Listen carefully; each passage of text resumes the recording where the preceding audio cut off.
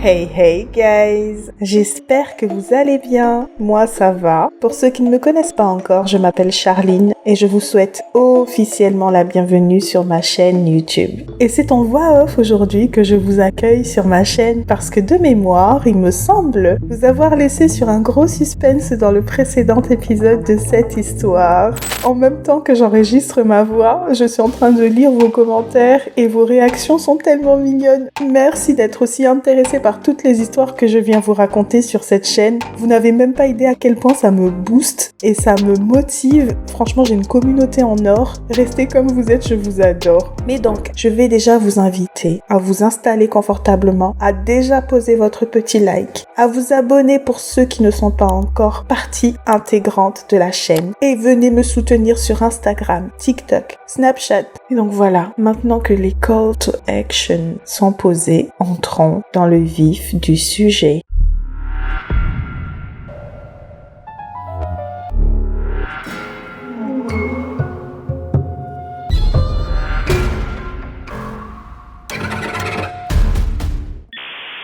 Écoutez-moi, écoutez tous. Tout d'un coup, la voiture s'arrête. Le daddy sort et il a demandé à Sua d'allumer son téléphone. Il était 22h10, donc ils ont roulé pendant près d'une heure. Sua sort de la voiture et choquée, elle se rend compte qu'ils étaient en fait dans un cimetière. Prise de panique, elle demande à Tajidine qu'est-ce qu'il faisait là et elle l'a supplié de rentrer. Mais Tajidine lui a dit que c'était impossible car elle avait déjà accepté. Et donc, ils étaient obligés de rester car s'ils rebroussaient chemin, soit ils allaient faire un accident, soit ils allaient mourir. Donc Sua lui demande à qui appartenait cette tombe devant laquelle ils étaient. Tajidine lui répond que c'était la tombe de son grand-père. Elle lui demande alors ce qu'elle devait faire, car elle ne voulait pas en fait rester longtemps dans les parages. Elle commençait vraiment à flipper. Tajidine lui demande alors de se déshabiller complètement. Sua s'exécute et elle est complètement nue au milieu d'un cimetière en pleine nuit. C'est alors qu'il lui demanda de tourner 7 fois autour de la tombe de son soi-disant grand-père. Et qu'il fallait absolument qu'elle finisse ces 7 tours, au risque soit de devenir folle, soit d'en mourir. Donc Sua tremblait comme une feuille, mais elle commence quand même à faire les tours. Elle tourne 1 fois, 2 fois, 3 fois. Et pendant qu'elle tournait, elle entendit Tajidine prononcer une sorte d'incantation dans une langue qu'elle ne connaissait pas du tout. Dès qu'elle a fini le 7e tour, Tajidine s'est approché d'elle et l'a embrassée. Ensuite, il lui a dit qu'elle était très courageuse et qu'elle était très forte mentalement. Il lui a donné la permission de se rhabiller. Ils ont rééteint leur téléphone et ils sont repartis. Sur le chemin du retour, Sua était très soucieuse. Elle se demandait à quoi ça rimait tout ça. Elle se demandait si elle n'aurait pas fait un pacte avec une quelconque entité ou une quelconque force. Et elle se demandait si Tajidine était en fait un suppôt du diable. Sua n'a pas pu se retenir, alors elle lui a demandé. En fait, Sua n'aurait jamais pu imaginer que Tajidine allait oser lui demander une chose pareille. Et alors Tajidine lui répondit que c'était un passage obligé à chaque fois qu'une femme sortait avec lui. Qu'il avait déjà emmené 4 femmes devant la tombe de son grand-père, mais seule Sua était l'élue. C'est la seule qui a, entre guillemets, survécu. Car 2 d'entre elles n'ont pas tenu leur promesse. Alors elles sont mortes et les 2 autres, elles ont réussi à faire les 7 tours, mais elles sont toutes les 2 devenues folles. Et c'est là que Sua a compris pourquoi est-ce que le serveur lui avait souhaité bonne chance. Peut-être qu'il se doutait de quelque chose, mais Tajidine a tenu à la rassurer car tout allait s'arranger maintenant, tout irait bien à l'avenir et voilà. Qu'il ne fallait plus avoir peur. Ils étaient arrivés chez Sua vers à peu près 23h par là. Elle a pris une douche pendant que lui regardait la télé et après la douche, ils ont fait ce qu'ils avaient à faire. Après ça, Tajidine, il est parti se doucher et il s'était habillé et il a dit à Sua qu'il devait repartir. Mais avant ça, il est sorti récupérer le sac d'argent plus le pot de fleurs, donc la rose noire. Et c'est là qu'il lui a formellement interdit d'arracher les pétales ou les feuilles de cette fleur. Ils se sont embrassés et il est parti. Et c'est À peine quand il a mis les pieds dehors que Soua avait commencé à vomir du sang mélangé avec de la poudre noire. Et ça a été comme ça jusqu'au lever du jour. Et c'est ainsi qu'elle termina son récit. Donc là, je reprends, avec Rav.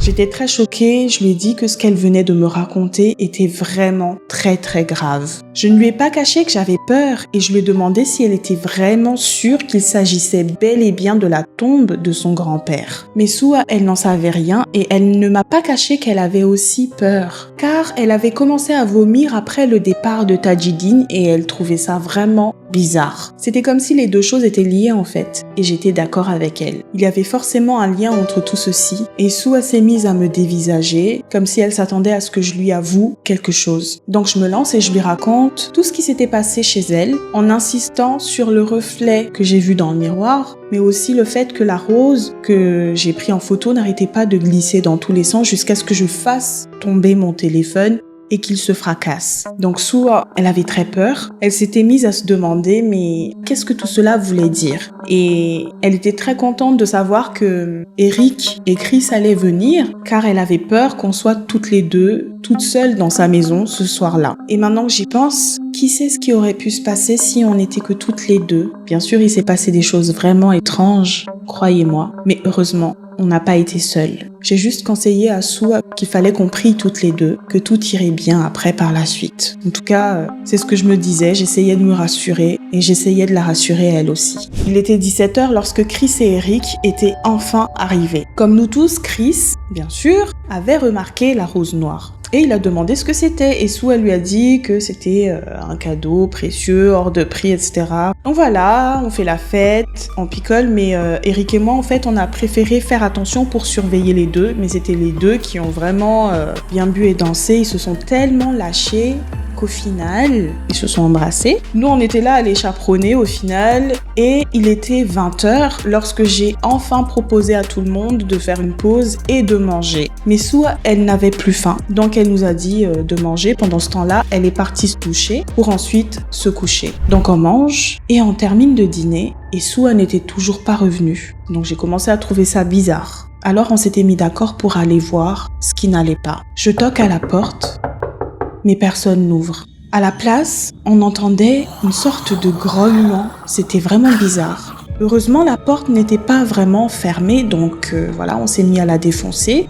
Genre, on a donné un coup de pied et on a réussi quand même à ouvrir la porte. Et voilà ce qu'on trouve.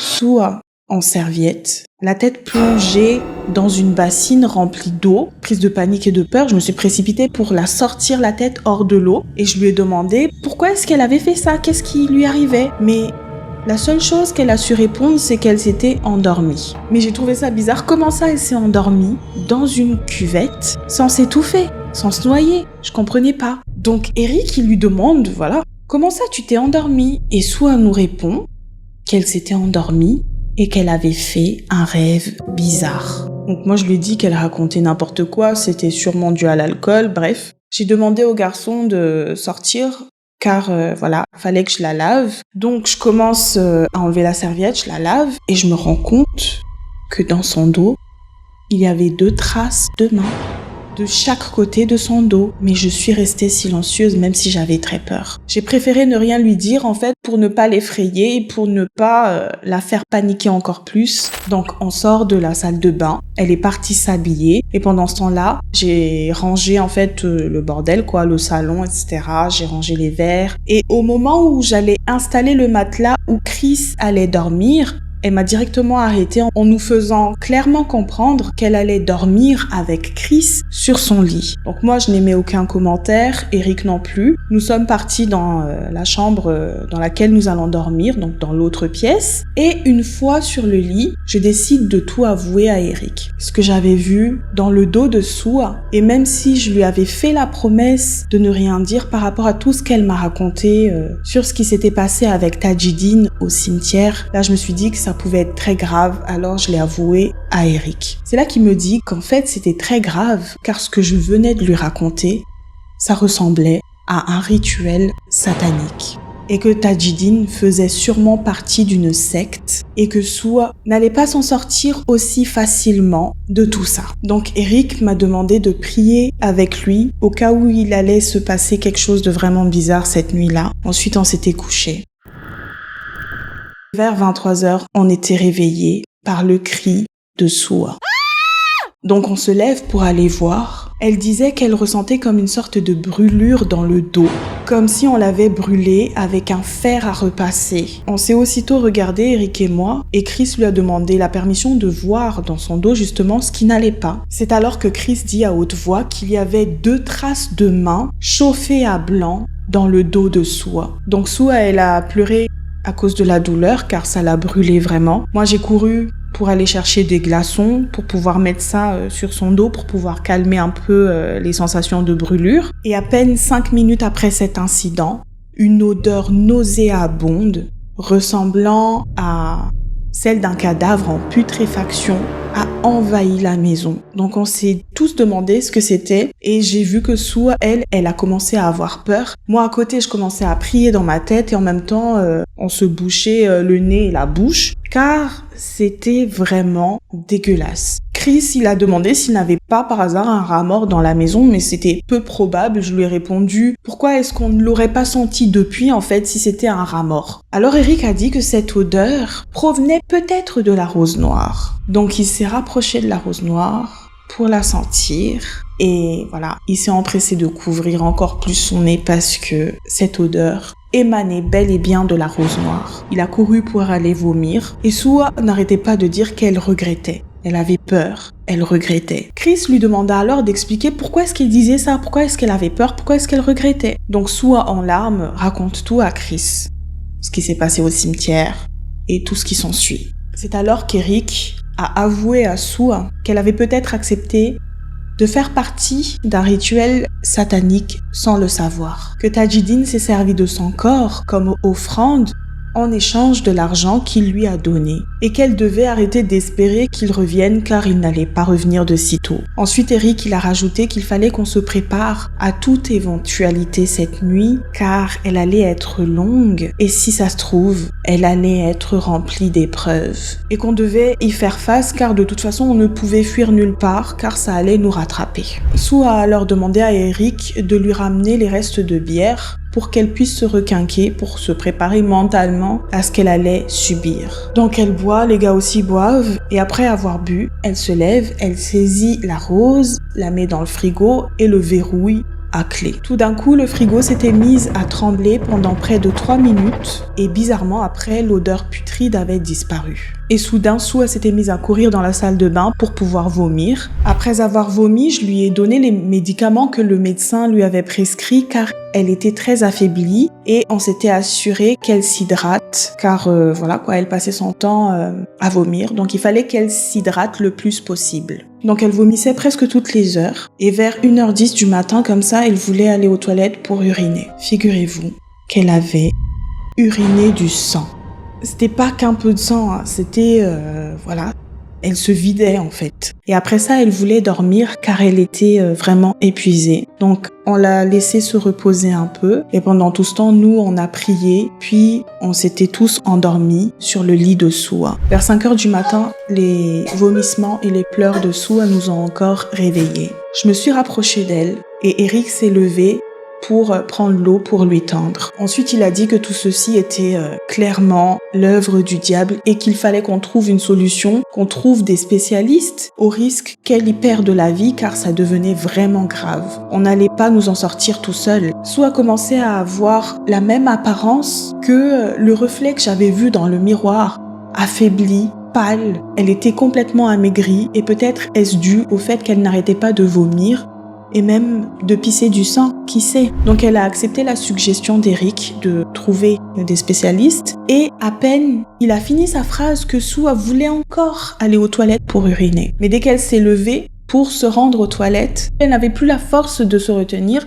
elle se vidait de son sang sur le lit. Là je me suis dit non, là c'est vraiment grave. Donc j'ai pris la décision d'aller chercher le médecin. Et Chris s'est proposé de m'accompagner. Pendant ce temps-là, Eric était resté avec Sua pour la surveiller. Une fois qu'on était dehors, il m'a dit qu'un médecin ne pouvait rien pour elle. Car c'était clairement l'œuvre du mal, c'était, diabolique, satanique. Donc seul un guérisseur traditionnel ou un prêtre pouvait faire quelque chose pour Sua. Je lui ai dit que j'en avais conscience, mais on ne connaissait personne mis à part le médecin qui était comme un parent pour nous et je me devais de le prévenir. Donc on arrive chez le médecin et il a tout de suite compris en fait la raison de notre venue. Alors il a pris ses équipements et nous nous sommes hâtés chez Sua. Une fois sur place, le médecin lui a demandé combien de fois est-ce qu'elle avait vomi depuis la dernière fois qu'il l'avait vue. Elle lui répondit 3 fois la nuit dernière, donc avant minuit. Ensuite c'était à peu près toutes les heures jusqu'à ce que le médecin arrive. Et qu'elle urinait aussi du sang. Le médecin, devant la gravité de son état, a tenu à dire qu'il fallait absolument l'hospitaliser d'urgence. Mais avant ça, il fallait d'abord la mettre sous perfusion encore car elle était très affaiblie et semblait très amaigrie en l'espace de seulement 24 heures. Chris n'a pas pu se retenir et a interpellé le médecin en lui disant qu'il fallait absolument qu'il lui raconte l'origine de tout ceci. Donc il lui raconte tout ce qui s'est passé après le dîner, au cimetière, et tout ce qui s'en est suivi. Le médecin était très étonné et il voulait voir cette fameuse rose. Donc je lui ai tendu la clé du frigo et il l'a ouvert et on s'était tous rapprochés pour voir ce qu'il y avait à l'intérieur. Et là, on était tous convaincus que cette rose était bel et bien mystique. Elle n'était pas normale. Il y avait un petit serpent qui était enroulé autour de la fleur, dont les feuilles s'étaient complètement fanées en fait. Et à la place des pétales, il y avait du sang coagulé. Tout ceci était gelé, comme Sua avait placé la rose dans le frigo. Donc le médecin, il a mis des gants, il a marmonné une prière, ensuite il a saisi le pot et il l'a posé sur la table. Ensuite, il a constaté qu'il ne s'agissait pas d'une rose noire, mais d'une rose normale. Mais on lui a tous confirmé qu'au début, c'était bel et bien une rose noire et qu'on avait même pris des photos. Eric, on a publié même sur Facebook. Donc, il prend son portable, il fouille et là, figurez-vous, vous l'aurez deviné, plus de photos. Même ce qu'il a mis en photo de profil sur Facebook avait disparu. Mais bon, le médecin, il nous a dit qu'il nous croyait. Ensuite, il nous a demandé de patienter car il allait chercher sa femme, car elle avait des dons d'exorcisme et de purification. En attendant le retour du médecin, Sue avait demandé un téléphone pour pouvoir prévenir sa mère. Mais comme elle était très faible, je lui ai proposé de l'appeler à sa place. Donc, j'appelle sa maman, je lui explique la situation. C'est alors que sa mère, inquiète, va dire d'une voix attristée qu'elle allait venir dès le lendemain matin. Elle a voulu avoir plus de détails sur ce qui était arrivé à sa fille, ce à quoi j'ai répondu qu'elle vomissait du sang accompagné de poudre noire et qu'elle urinait aussi du sang. Là, la maman de Sue éclata en sanglots. Elle me dit que ça faisait 3 jours que toute la famille de Sue essayait de la joindre, mais qu'elle était tout le temps sous répondeur. Donc moi, j'ai trouvé ça vraiment bizarre et je lui ai dit que le téléphone de Sue était bel et bien allumé. Ensuite, la peur et la tristesse m'ont envahi lorsque la mère de Sue a expliqué pourquoi est-ce qu'elle était en état de choc lorsque je lui ai dit que sa fille vomissait et pissait du sang. En fait, le père de Sue était décédé il y a de ça 3 jours et qu'il vomissait et pissait du sang, tout comme sa fille. Ils étaient obligés d'inhumer rapidement le corps dès le lendemain car ça commençait vraiment à pourrir et ça sentait vraiment fort. Il était impossible de mettre du formol, en fait, ça ne tenait pas. Donc, ils ont dû directement l'enterrer. Sue a été complètement bouleversée lorsque je lui ai annoncé cette mauvaise nouvelle, car elle s'était rendue compte que son père avait perdu la vie le soir où elle avait fait le rituel avec Tajidine dans le cimetière. Elle éclata en sanglots tout en disant que c'était très dur pour elle d'encaisser le fait qu'elle ait échangé la vie de son père contre de l'argent et que sa mère en fait ne lui pardonnerait jamais ça. Mais on l'a tous rassurée en lui disant qu'elle ne pouvait pas le savoir. On l'a rassurée en lui disant qu'on allait l'aider à surmonter cette épreuve. Donc entre-temps, le médecin était revenu avec sa femme. Elle était habillée tout en blanc et portait une sorte d'écharpe en voile. Elle s'était rapprochée de Sue et elle lui a demandé de tout lui raconter sans rien lui cacher, tout en détail. Donc en pleurs, Sue lui raconte tout et mentionne aussi ce qui est arrivé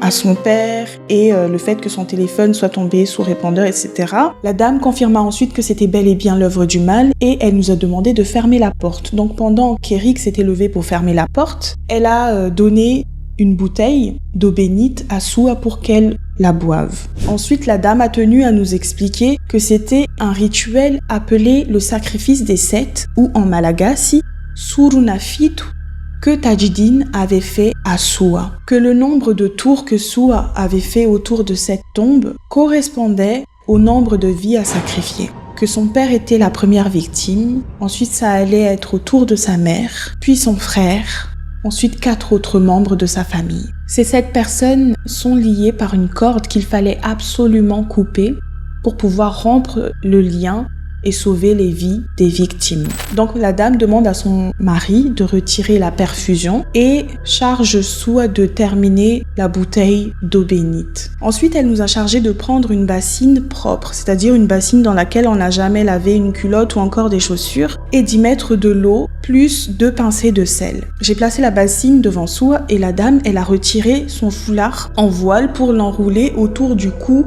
de Soua. Et elle se place derrière elle, donc dans son dos, et elle lui explique qu'il fallait qu'elle termine l'eau bénite et qu'une fois qu'elle aura fait une tape, donc une fois qu'elle lui fera une tape dans le dos, elle aura envie de vomir et qu'il fallait qu'elle le fasse dans la bassine d'eau. La dame a pris le pot où il y avait la rose noire ainsi que le serpent et elle l'a versé dans la bassine d'eau salée. Elle s'était ensuite remise derrière Soua, elle a levé la main droite comme ça, tandis que l'autre était posée sur le dos de Soua et elle a commencé à prier.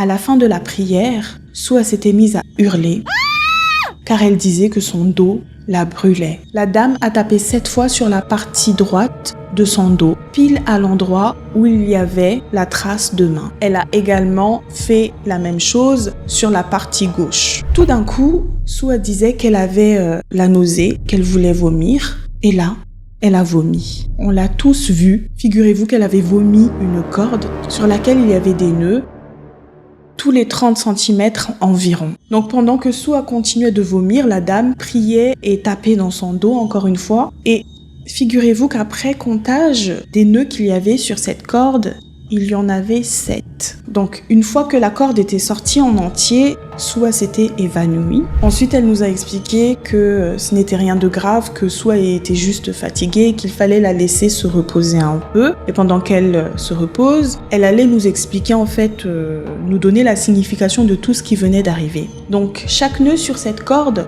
représentait une personne de l'entourage familial de Soua. En fait, chaque décès correspondait à une étape de plus dans sa possession démoniaque, si vous voulez. Chaque mort correspondait en fait à une étape de plus pour la rapprocher en fait du diable. Car sans le savoir, elle avait fait un pacte avec le diable. Et heureusement, elle a été sauvée à temps. D'ailleurs, en écoutant la dame, mes yeux se sont posés sur le pot de fleurs ainsi que le serpent dans la bassine et la corde. Et j'ai remarqué, on l'a tous vu, que ça fondait petit à petit. Et à la fin, ça a dévoilé qu'à l'intérieur du pot de fleurs, justement, il y avait une photo de Soua avec une croix rouge sur sa tête. La dame a brûlé la photo et pendant que la photo se consumait, il y avait Soua à côté qui n'arrêtait pas de bouger dans tous les sens sur le lit et lorsque tout était parti en fumée, elle s'était enfin calmée et elle s'était réveillée. Ensuite, la dame avait demandé à Soua de lui ramener le sac d'argent car il y avait quelque chose à l'intérieur qu'il fallait enlever. Donc Soua lui a tendu le sac et la dame a vidé tout l'argent sur le lit et elle a ouvert la fermeture qu'il y avait sur le côté interne du sac et elle a sorti un tissu rouge qui contenait quelque chose. Il y avait 7 dents humaines enroulées dans ce bout de tissu rouge, 3 prémolaires et 4 molaires. La dame a dit qu'elle allait l'emmener avec elle car elle savait où est-ce qu'elle devait l'enterrer, car on ne pouvait pas jeter ça n'importe où. Et le plus important, je pense, c'est ce à quoi vous vous attendez un peu. Qu'est-ce qu'il fallait faire avec tout cet argent? Donc la dame lui a dit que c'était bon, qu'elle avait réussi à tout purifier, qu'il n'allait plus rien se passer, tout allait bien et qu'elle pouvait garder l'argent. Mais la dame, elle a également dit à Sue qu'il était impératif pour elle de se rendre dans sa ville natale, de se recueillir sur la tombe de son père afin de lui dire rien que la vérité sur ce qui s'est passé et lui demander pardon. Sue devait aussi prier car elle est à ça en fait de basculer vers le côté sombre. Vu ce qu'elle a fait, elle est plus facilement corruptible en fait. Le mal peut facilement la gagner, peut entacher son cœur, son âme. Donc Sue est d'accord et elle a dit qu'elle commençait à se sentir mieux. Tout d'un coup, son téléphone a sonné et elle a enfin reçu tous les messages, le répondeur et tout de sa mère, des membres de sa famille. Et Sue éclata encore une fois en sanglots de plus belle car elle venait de réaliser que ce que sa mère m'avait confié était bel et bien réel. Elle avait perdu son père. Donc voilà, la séance est terminée. Donc Sue a ouvert son sac et a pris 2 millions d'arias, ce qui équivaut à peu près à 496 € par là. Et encore une fois, ça fait beaucoup d'argent. Et elle l'a donné à la dame. Lorsque la dame a vu ce que Sue voulait lui donner, elle était très gênée, elle a dit non, ça fait trop. Mais Sue tellement reconnaissante qu'elle ainsi que son mari lui ont sauvé la vie, elle a insisté, elle a dit prenez parce que voilà, vous m'avez sauvé la vie, etc. Et finalement, ils ont accepté de prendre l'argent. Et après l'avoir remerciée, elle a quand même demandé à Sue de la rappeler lorsque sa mère allait arriver, car il fallait aussi faire une séance de prière sur elle. Et donc le reste de la journée, Sue, elle dormait pendant que nous autres, on était affairés à nettoyer l'appartement. Et quelques heures après, Sue s'était réveillée, Chris a couru pour lui faire un petit baiser sur le front. Il y a une romance qui se crée dans l'air. Vient l'heure de manger parce que Sue avait faim. Donc elle nous demande à tous de nous préparer, on se prépare et elle décide de nous emmener au restaurant, le même restaurant où Tajidine l'a emmené le soir avant son départ. Donc on entre dans le restaurant et Sue nous explique justement que c'était dans ce restaurant qu'elle et Tajidine avaient mangé pour la dernière fois et que ce sera aussi la dernière fois pour elle aujourd'hui. Donc un serveur vient vers nous et il sursaute dès qu'il voit Sue. Moi, je me suis dit sûrement le même serveur qui a dit bonne chance à Sue le soir où le rituel avait commencé. Sue a souri et lui a dit oui, c'est bel et bien moi. Je m'en suis sortie. Vous ne voyez pas un fantôme. Donc, il nous a placés à une table et nous a tendu le menu. Et pendant qu'on choisissait ce qu'on allait prendre, il n'a pas pu se retenir et a dit à Sue qu'il était vraiment étonné. Il ne s'attendait vraiment pas à la revoir, car toutes les femmes que Asdin avait emmenées dans ce restaurant étaient soit mystérieusement mortes par la suite, ou alors elles devenaient complètement folles sans raison. Le serveur avait continué en disant que Asdin avait pour projet de créer un lodge rouge dans la ville en question où on se trouvait, mais que pour l'instant il était basé à l'île de la Réunion. Il a également expliqué que tout le personnel de l'hôtel le connaissait très bien. Sue lui répondit alors que le daddy, donc pour Sue il s'appelait Tajidine que le daddy lui a justement dit qu'il devait partir pendant 3 mois à la Réunion et qu'ensuite il allait revenir, mais le serveur lui a dit que ce n'était que pur mensonge. Asdin était actuellement aux Comores car c'est là que son père réside. Il se rendait aux Comores à chaque fois qu'il avait accompli un rituel sur la femme avec qui il sortait et à son retour, il devenait de plus en plus puissant et de plus en plus riche. Le serveur s'en était arrêté là en disant à Sue qu'elle était protégée par Dieu cette nuit-là, mais qu'il en avait trop dit et qu'il allait en arrêter là, sinon il allait avoir des ennuis par la suite et il est reparti. Donc Sue a été vraiment choquée car Tajidine lui a même menti sur son prénom. Elle s'est rendue compte qu'elle ne le connaissait vraiment pas du tout car il s'appelait Asdin au lieu de Tajidine. Nos plats étaient arrivés et donc voilà, le reste de la soirée s'était bien passé, on a mangé, ensuite on s'était un peu promené et le lendemain la mère de Sue était arrivée. Elles se sont prises dans les bras, elles ont pleuré, etc. Elles se sont racontées toutes les drames qui s'étaient passés. Donc voilà, Sue elle lui a raconté le rituel, tout ce qui était arrivé à la maison, etc. Et ensuite elle a appelé la femme du médecin ainsi que le médecin. La dame a prié sur la mère de Sue et a fait quelques rituels de purification et de protection sur elle. Donc après ça, la dame a insisté justement pour que Sue aille se recueillir sur la tombe de son père et elle l'a dit à sa mère. La mère de Sue a tenu à rassurer justement à la femme du médecin qu'elle était venue pour ça, pour l'emmener à Majunga, voir la famille, changer d'air, se ressourcer avant de revenir pour continuer ses études. Et j'ai oublié de vous préciser qu'entre-temps, Sue, elle a présenté officiellement Chris à sa mère comme étant son nouveau petit copain. Et elle voulait justement qu'il l'accompagne à Majunga. Sa mère était d'accord. Donc après tout ça, ils étaient partis à Majunga pendant une semaine. Et que dire de plus, mis à part que Chris et Sue, c'est une histoire d'amour qui a duré dans le temps. Ils ont actuellement 2 enfants et ils sont toujours ensemble. Ils résident en France tous les 2. Quant à moi, j'ai rencontré quelqu'un d'autre et j'ai aussi 2 enfants. Eric et moi, ça n'a pas duré, mais nous sommes restés en bons termes. Quant à Asdine, Tajidine,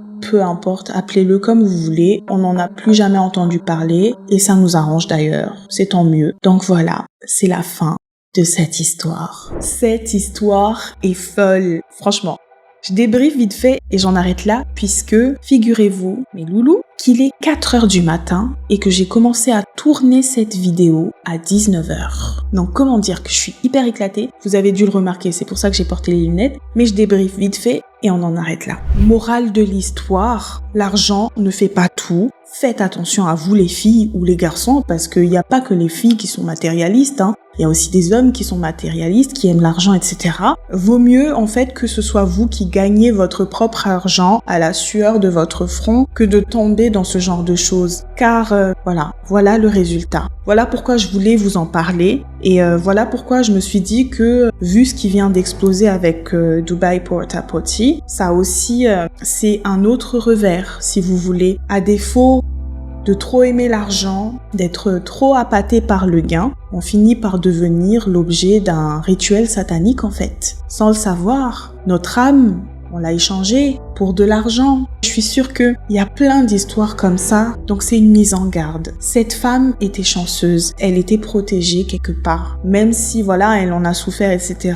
Elle a un bel ange gardien, elle a Dieu avec elle, a été protégée. Mais il y a des gens qui n'ont pas de chance, qui malheureusement peuvent y passer à cause de la patte du gain. Et avant de conclure, j'aimerais juste dire rapidement justement pour faire aussi le lien avec le scandale de Dubaï, c'est que il y a l'aspect du rituel qui n'a pas été abordé. Quand vous acceptez d'échanger votre corps comme ça contre de l'argent, moyennant des pratiques soit obscènes, dégueulasses, soit des pratiques glauques comme ce que Sue venait de faire, déjà pour la partie obscène, dégueulasse, dites-vous que lorsqu'une personne jette toute sa saleté sur votre corps, figurez-vous que les êtres qui vous protègent, elles se détachent de vous, elles s'éloignent de vous. C'est un transfert d'énergie positive et négative, donc cette personne qui défèque sur vous transfère toute sa négativité sur vous et récupère toute votre chance et votre positivité. Donc faites gaffe s'il vous plaît, même si vous êtes vraiment dans le besoin, dans la D, si je peux dire ça comme ça, si vous avez vraiment des soucis, des difficultés d'argent, si c'est trop facile, dites-vous que le revers est plus complexe et difficile à gérer, comme ce qui est arrivé avec Sue. Qui sait, cet argent, si ça se trouve, c'est l'argent issu d'un meurtre, c'est l'argent, dans le cas de Sue, l'argent a été purifié et elle a pu l'utiliser, mais dans certains cas, vous pensez gagner autant d'argent, mais vous pourrez pas les garder éternellement. Vous ne pourrez pas investir sur cet argent, car cet argent, vous l'avez eu au détriment de votre dignité, au détriment de votre lumière. Je sais pas si vous allez le comprendre comme ça. Certes, il vous donne une somme, mais en attendant, il vous enlève quelque chose qui dépasse cette somme. Quelque chose qui aurait pu vous apporter plus que ce que cette personne vous a donné. La vie, c'est un cycle. Il y a des hauts et des bas. Il y a des moments où on galère, il y a des moments où on s'en sort. Ce ne sera pas tout le temps tout beau, tout rose. Il suffit juste d'être patient et de se dire qu'on va s'en sortir, que la lumière est au bout du tunnel. Donc les filles, les garçons, faites gaffe à vous. Ne faites pas comme Sue.